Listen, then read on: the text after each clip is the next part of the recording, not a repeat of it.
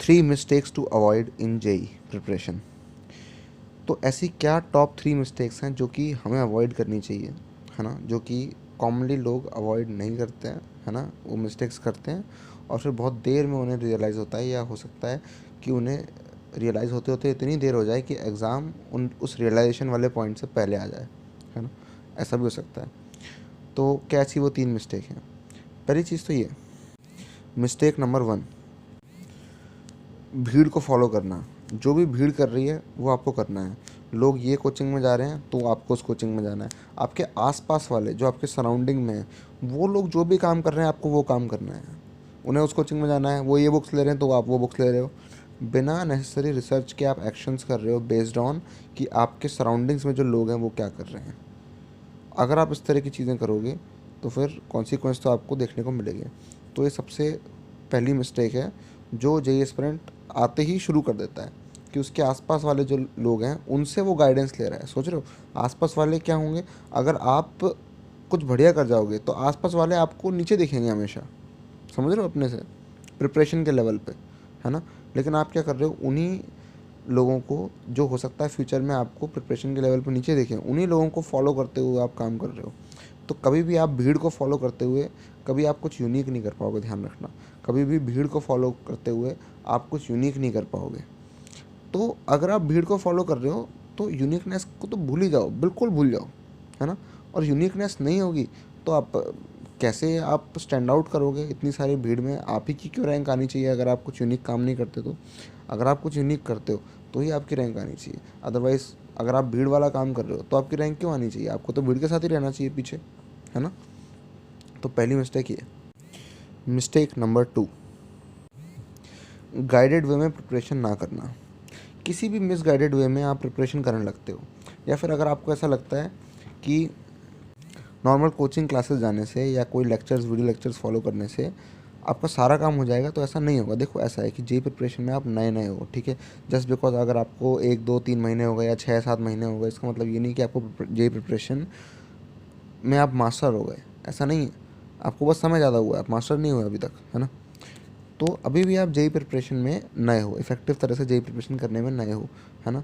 तो जब कंपटीशन ज़्यादा बढ़ जाता है ना, तो एफिशिएंसी वाली बात आ जाती है कि कौन ज़्यादा इफेक्टिव है ना। तो ऐसे में गाइडेंस की ज़्यादा इंपॉर्टेंस हो जाती है, क्योंकि आप गाइडेंस नहीं ले रहे लेकिन बाकी लोग तो ले रहे हैं, जो टॉप कर रहे हैं वो तो ले रहे हैं, वो गाइडेड वे में आगे बढ़ जाते हैं। गाइडेंस क्या है? गाइडेंस मतलब ये कि किसी और के इंटेलिजेंस को आप यूज़ कर पाओ, है ना। ये गाइडेंस होती है। लोग समझते हैं गाइडेंस, अरे नहीं गाइडेंस, हमें किसी गाइडेंस की ज़रूरत नहीं है, हम अपने आप में सेल्फ सफिशिएंट है। ये बहुत बड़ी मिस्टेक है, बहुत बहुत बड़ी मिस्टेक है ना। ऐसा नहीं है। तो मैं ये नहीं कह रहा जाके गाइडेंस लो गाइडेंस लो गाइडेंस लो, ऐसे गाइडेंस लो उससे गाइडेंस लो मुझसे गाइडेंस लो, ऐसा नहीं। गाइडेंस मतलब सिंपली ये कि हम किसी और की इंटेलिजेंस को अपने लिए यूज़ कर सकते हैं, ठीक है। Guidance is the most smartest way to do things. किसी और की इंटेलिजेंस को आप यूज़ कर रहे हो अपने बेनिफिट के लिए, what could be better than this, है ना। तो ये गाइडेंस ना लेना, ये सबसे बड़ी मिस्टेक होती है, क्योंकि आप चीज़ों को मिसमैनेज्ड फॉर्म में कर रहे होते हो, क्योंकि आपको कोई एक्सपीरियंस नहीं होता। इसमें आपकी गलती नहीं होती, सिंपली बिकॉज आपको एक्सपीरियंस नहीं है, तो इस वजह से आप नेचुरली आप मिस्टेक करोगे, गलती कर करके सीखोगे। लेकिन हमारे पास इतना टाइम नहीं है कि हम गलती कर करके सीखें, गलती करें, डिफीट लें, फिर हम दोबारा उठें, सीखें, फिर गलती करें, फिर सीखें, फिर गलती करें, फिर सीखें, ऐसा 10 20 बार करें। देखो इतना टाइम हमारे पास है नहीं, ठीक है। ये आपके पास होगा, जो जेई में टॉप कर रहा है उसके पास तो इतना टाइम नहीं है, वो तो भैया सीख लेता है ना, एक ही बार में दूसरों की गलतियों से सीख लेता है, दूसरों के इंटेलिजेंस को यूज़ करता है, गाइडेंस लेता है, आगे बढ़ जाता है, और फिर आप गिरते पड़ते पीछे रह जाओगे, ठीक है। तो ये सेकंड मिस्टेक है। थर्ड मिस्टेक, तीसरी मिस्टेक ये है कि जब हम सिलेबस कर रहे होते हैं तो हम सिलेबस को लीनियर वे में कर रहे होते हैं, कि हमने चैप्टर 1 किया, चैप्टर 1 के बाद 2 3 4 5, जैसे ही 5 पे आए चैप्टर नंबर 1 में क्या था भूल गए, फिर भी आगे बढ़ते जा रहे हैं, आगे बढ़ते जा रहे हैं, पुराने चैप्टर भूलते जा रहे हैं, भूलते जा रहे हैं। तो आप जो कुछ भी पढ़ रहे हो अगर आप उसको रिजर्व करके नहीं रख पा रहे हो तो इसका मतलब, और आप ये सोच रहे हो कि आप इसको लास्ट में रिवाइज कर लोगे पूरा, तो इसका मतलब ये है कि आप बहुत बड़ी गड़बड़ करने जा रहे हो। अगर आप लीनियर वे में पूरे सिलेबस को करते हो, है ना, और वापस से उन चैप्टर्स पे नहीं आते दोबारा से, या उन चैप्टर्स को ज़िंदा नहीं रखते पूरे टाइम, या रिवाइज नहीं रखते, या पीरियोडिक रिविजन्स नहीं रखते वीकली मंथली इस तरह से एवरी 15 डेज,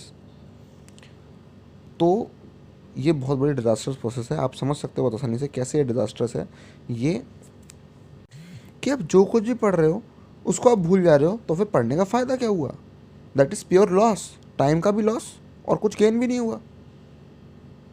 समझ रहे हो? लेकिन ज़्यादातर लोग ये करते हैं, बहुत सारे लोग ये करते हैं, इतने सारे लाखों लोग ये गलती करते हैं कि वो सिलेबस को करते जाएंगे, एक ही लाइन में करते जाएंगे, फिर सोचेंगे कि लास्ट में रिवाइज़ कर लेंगे। वो उस चीज़ को लास्ट में रिवाइज़ करने को रिवीजन नहीं कहते, उसे कहते हैं पहले पढ़ना, पढ़ के भूलना, फिर भूल के फिर पढ़ना, भूल के फिर पढ़ना। ये तो बहुत बड़ी बेवकूफ़ी है। और उससे बड़ी बेवकूफ़ी है भूलना। क्यों भूले? क्यों ऐसी चीज़ें तुमने अपनी पढ़ाई के शेड्यूल में नहीं लगाई जिससे तुम चीज़ों को ना भूलो? ये तीसरी गलती है। तो ये 3 सबसे बड़ी मिस्टेक हैं। प्लीज़ चेक कर लो कि कहीं इन तीनों में से कोई मिस्टेक आप तो नहीं कर रहे।